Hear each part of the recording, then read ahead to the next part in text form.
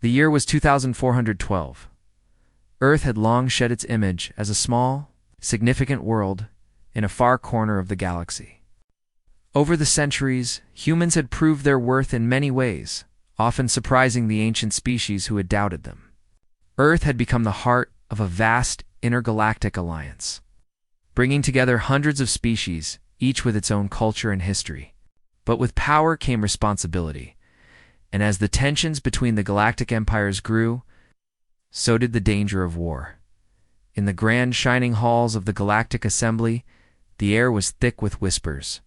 Earth's diplomatic staff had worked for years to secure the most important peace talks the galaxy had ever seen. The stakes were higher than ever, a fragile peace between the Vistaran Empire and the United Systems.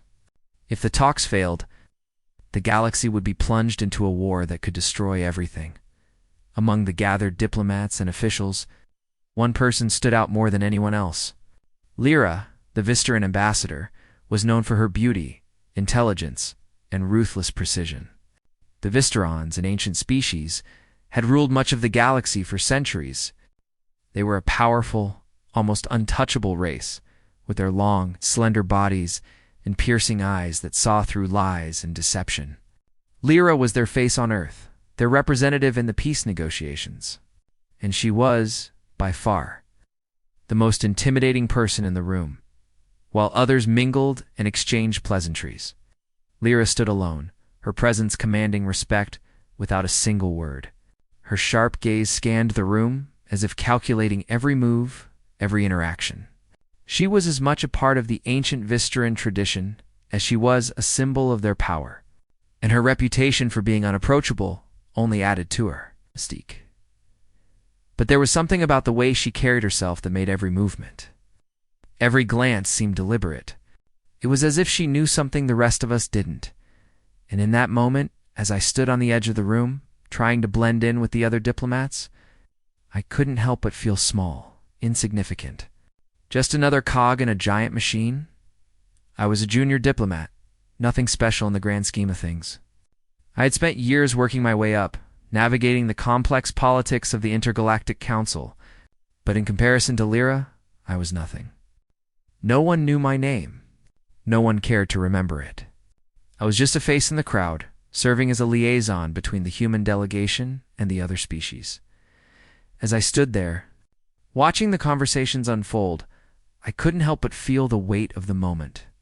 This was it. The peace talks. The outcome would decide the fate of the galaxy. I had no idea how I had ended up at the center of it all, but here I was. My job was simple: keep things running smoothly, facilitate communication, and make sure nothing went wrong. It didn't matter how little I mattered to the grand scheme of things. What mattered was that this moment was bigger than any of us. The galaxy depended on it. And then, everything shifted. The crowd seemed to part as Lyra walked through the room, her gaze steady and calm. She was heading straight toward me. At first I thought it was a mistake. Surely she wasn't coming to me. There were more important people in the room. Ambassadors, high-ranking officials, leaders of other species. But as she drew closer, I could feel my heart racing. What did she want with me? I had no idea. Lyra stopped in front of me, her eyes locking with mine. The entire room seemed to fade away, leaving just the two of us standing in the center. Her hand, delicate and graceful, moved toward my shoulder. Slowly, as if she had all the time in the world, she rested it gently on my shoulder. I froze. My mind went blank. The touch wasn't forceful or harsh. It wasn't demanding or aggressive. It was simply there. But in that moment, it felt like the entire weight of the galaxy rested on her fingers. It was as if she was claiming the moment, taking control of it, and by extension, everything that followed. For a moment I couldn't breathe. The touch was warm, but I could feel the power radiating from her. This wasn't just a casual gesture. It was deliberate. She was saying something, but I couldn't understand what. And then she spoke. "I trust you," she said, her voice calm, but there was a depth to it that sent a shiver down my spine. "Trust me," I repeated, my voice barely a whisper. My mind struggled to keep up with the situation unfolding in front of me. Lyra nodded, her hand still resting on my shoulder. Yes. You'll be the one to carry this moment forward. You'll be the one to ensure the peace I didn't understand. Why me? I was nothing compared to the other diplomats, the ambassadors, the leaders of powerful species. Why had she singled me out? What did she see in me? But before I could speak, she turned, her hand leaving my shoulder. The room seemed to return to life around me, the conversations picking up where they had left off. But I stood there, still frozen, trying to make sense of what had just happened. The rest of the night passed in a blur. I barely remembered the words that were spoken or the faces I saw. All I could think about was Lyra in that moment. Why had she come to me? Why had she touched me like that? What did it mean? As the gala drew to a close, I couldn't shake the feeling that I had just been thrust into something much bigger than I could comprehend. Something that could change the fate of the galaxy. And yet, I couldn't forget the way her eyes had looked at me. There was a spark in them, a fire that I hadn't seen before. She hadn't just rested her hand on my shoulder. She had claimed the moment, and in doing so, she had claimed me. The following days felt like a blur. The gala had ended, but the weight of what happened in that one brief moment lingered. I couldn't shake the image of Lyra, standing before me with her hand on my shoulder. Claiming a moment in time that felt both personal and far too important to understand, the peace talks had begun in full earnest. But the atmosphere was tense. The United Systems and the Vistaran Empire had been at odds for generations, and the recent years had seen political maneuvering, covert operations, and a fair amount of sabotage from both sides. Some species, especially the Orcs and the Tethians, were hesitant to trust humanity, still seeing Earth as an unpredictable newcomer on the galactic stage. I sat at my desk, looking over the latest reports from the diplomatic teams. Nothing about the day felt real. Lyra's touch kept echoing in my mind. Why had she come to me? Why had she spoken those words, words that carried a weight I couldn't comprehend? I trust you, she had said. But trust was something earned over years, not given lightly. Was she simply testing me? Or had she seen something in me that I didn't yet understand? The constant flow of messages and diplomatic updates did little to distract me from my thoughts. And then, the unexpected happened.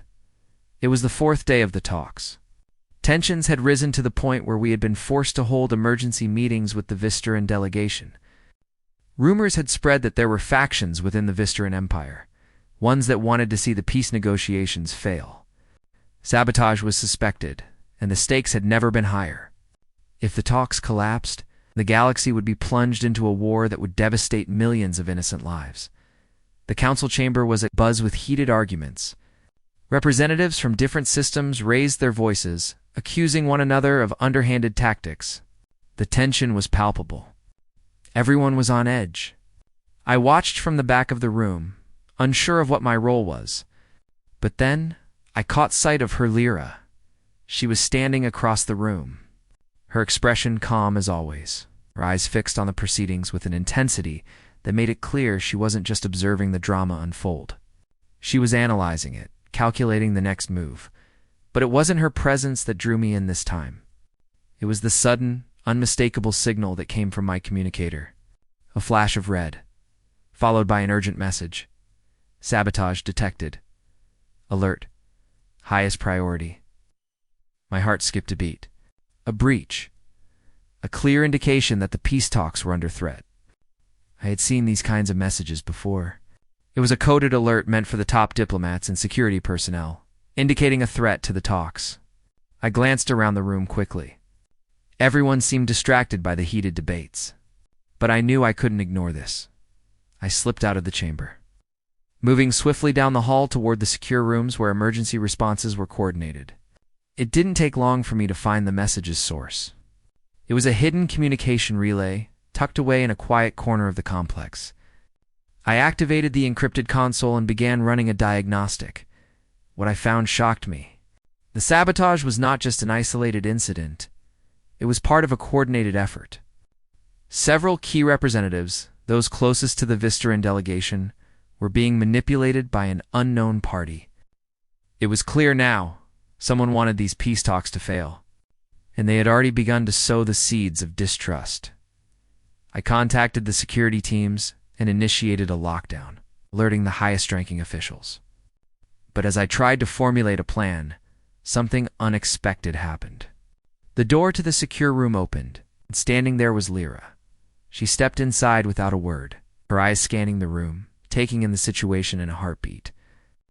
Her presence was commanding, but this time there was no air of superiority, no coldness. She was focused, driven, and surprisingly concerned. "Do you know what's happening?" I asked, trying to hide the tremor in my voice. My mind was racing, trying to figure out the best course of action. We were running out of time, and every second counted. She nodded, her voice steady and calm. "The Syndicate," she said simply. "The Syndicate," I repeated, the name unfamiliar, but somehow threatening. "Who are they?" "A group of rogue elements. People who have infiltrated multiple factions throughout the galaxy, including the Vistaran Empire. They've been working behind the scenes, manipulating both sides to ensure the talks fail. They want chaos, and they don't care who gets hurt." I took a deep breath, trying to process the enormity of what she was saying. The Syndicate, an organization powerful enough to manipulate the peace talks between two massive galactic powers. And we were now in the middle of their plan. Lyra moved toward the console, her hands moving with practiced ease as she began typing commands. I watched her, impressed by her calm demeanor. She wasn't just an ambassador. She was a strategist, a warrior of the mind, who had been trained for moments like this. Her confidence was contagious, and I felt myself leaning into her, trusting her in a way I hadn't trusted anyone before. "We need to stop them," I said. If we don't, the galaxy is doomed," Lyra finished for me. "But we cannot fight them with force alone. This will require precision. We need to outsmart them." Her words settled in my mind. This was no longer just a political negotiation. This was a battle of wits, and the prize was peace or war.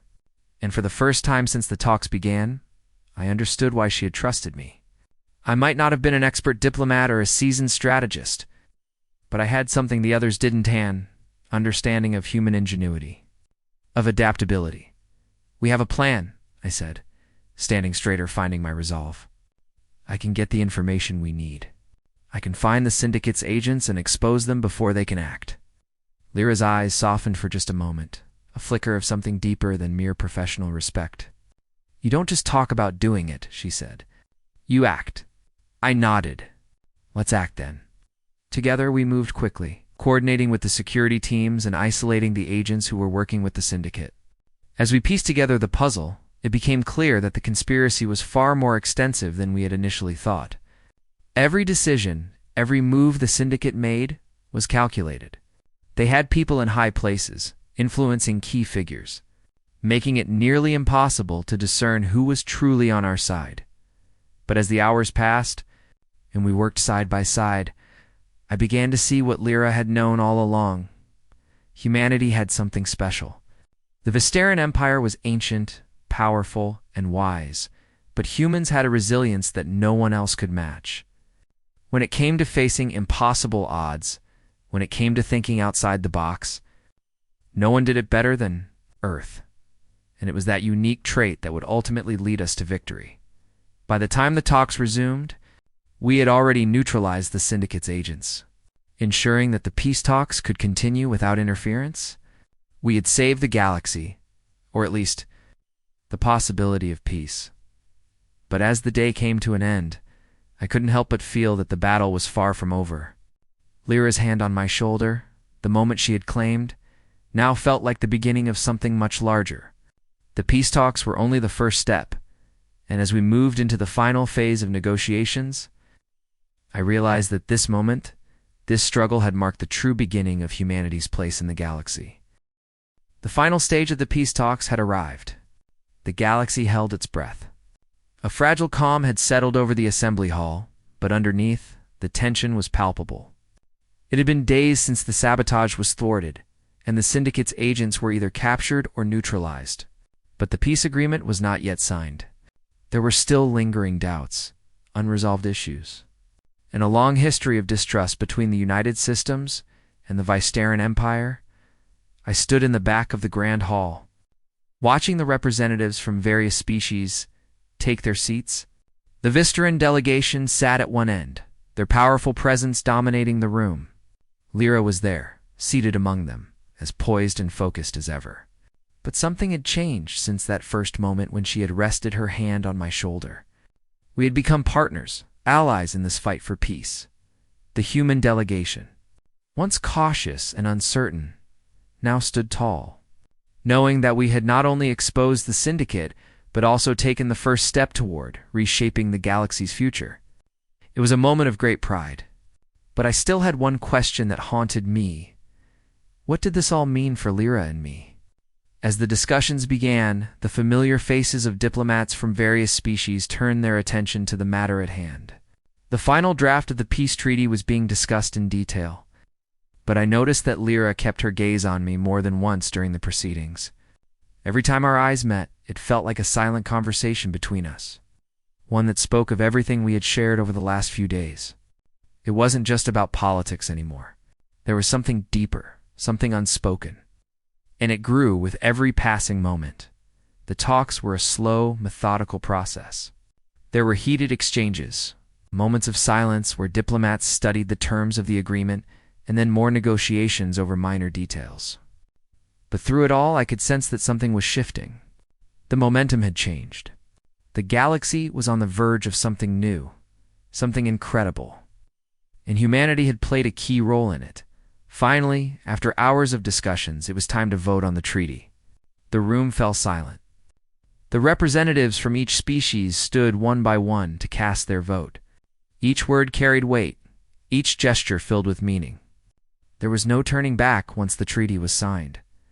I stood beside Lyra, who was now at the front of the room, preparing to make her final speech as the Vystaran ambassador. She had earned the respect of the galaxy's leaders. And now, with the treaty on the brink of being signed, her words would cement humanity's place in the galaxy. The silence in the room was deafening as she took the floor. Today, we stand at the threshold of a new era, Lyra began, her voice clear and strong. The peace we have fought for is not just a piece of paper. It is the future of our galaxy. It is a future where we put aside our differences, where we choose cooperation over conflict, and where we recognize that we are all part of something much larger than ourselves. Her eyes scanned the room, and for a brief moment they locked onto mine. It was as if she was speaking directly to me, reminding me of everything we had endured together. The risk, the danger, the uncertainty, it had all led to this moment. And now, with a few words, we would change the course of history. We have been tested, she continued, but it is in our darkest moments that we discover what we are truly capable of. Humanity has shown us that it is not only strength that will define us, but also courage and ingenuity. The United Systems would not be standing here today without their resolve. And for that, I thank them. The room remained still, and the weight of her words hung in the air. It was a moment of rare unity, a moment where all eyes were focused on one single goal: peace. Then, Lyra turned to me, her eyes softer than I had ever seen them. "And there is one person I would like to acknowledge," she said, her voice steady but filled with emotion. "A person who, in the face of uncertainty, showed what humanity is capable of. I trust him, and I trust the future we are building together." For a split second, I felt my heart race. The room seemed to fade around us. Lyra's words, spoken before the entire assembly, were more than just recognition. They were a declaration of partnership, a declaration that humanity had proven itself. And I, someone who had once felt invisible in the galaxy, was now standing at the heart of this new world. Lyra stepped aside. The delegates stood to vote. One by one, the species cast their ballots, their voices loud and clear. The final vote was overwhelming. The peace treaty had passed. I glanced over at Lyra as the room erupted in applause. Her eyes met mine once more, and this time there was no hint of mystery. There was only certainty. Only a shared understanding of everything we had just accomplished. The treaty was signed, and the future of the galaxy was secured. The tensions that had once seemed insurmountable now felt like distant memories. It was clear that humanity was no longer the new, untested species. We had proven ourselves time and time again. The galaxy now looked to Earth not as a fragile outlier, but as a leader, capable of navigating the complexities of intergalactic diplomacy and bringing species together. The aftermath of the treaty signing was filled with celebration. But the journey was far from over. There was still much to be done, many challenges ahead. But as I stood with Lyra, surrounded by the representatives of the galaxy's most powerful species, I knew that humanity had earned its place at the table. Later, as the crowd dispersed and the celebration began to wind down, Lyra and I found ourselves alone on the balcony overlooking the city. The stars glittered in the distance, each one representing a world, a species, a story. And as I stood there, I couldn't help but reflect on everything that had happened, the risks we had taken, the alliances we had formed, and the way humanity had risen to the occasion. Lyra turned to me, her expression thoughtful. "You did well," she said softly. I nodded, but I knew it wasn't just about me. It was about humanity and the incredible potential we had shown. Together, we had changed the course of history. "The galaxy has changed," I said, looking out at the stars. "But so have we." Lyra placed her hand on my shoulder once more. This time it wasn't a claim of the moment. It wasn't a declaration of trust. It was a simple gesture, one that spoke of partnership, of respect, and of a future built together. As we stood there, watching the galaxy unfold before us, I realized that this was only the beginning. The future was ours to shape. And with Lyra by my side and humanity at the forefront, we would rise to meet the challenges that awaited us. The stars had once seemed so distant, so unreachable, but now they felt closer than ever. And as long as we had each other, as long as we had the courage to face the unknown, there was nothing we couldn't achieve.